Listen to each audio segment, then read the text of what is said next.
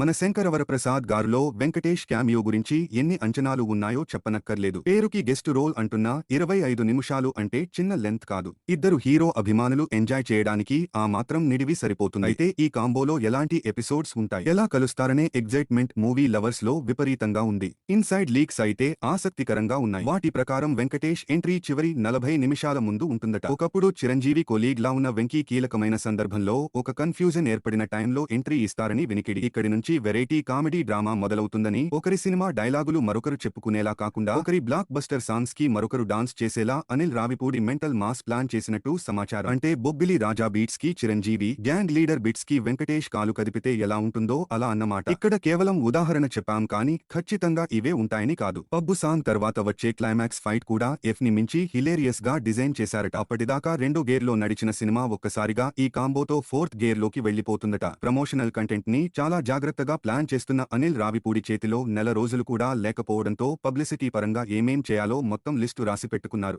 మామూలుగా అయితే బాబీ కొల్లి దర్శకత్వంలో ఏవియన్ ప్రొడక్షన్స్ నిర్మించే సినిమా షూటింగ్ ఈ నెలలోనే మొదలు కావాల్సి ఉంది. కానీ అనిల్ స్పెషల్ రిక్వెస్ట్ మీద చిరంజీవి దాన్ని వాయిదా వేయించి జనవరికి షిఫ్ట్ చేసినట్టు సమాచారం. మన శంకరవరప్రసాద్ గారు రిలీజ్ అయ్యే వరకు ఇంకే కార్యక్రమాలు పెట్టుకోకుండా మెగాస్టార్ ఓకే చెప్పారట. డబ్బింగ్ తదితర ఫార్మాలిటీస్ వచ్చే వారం నుంచి ఊపందుకోబోతున్నాయి.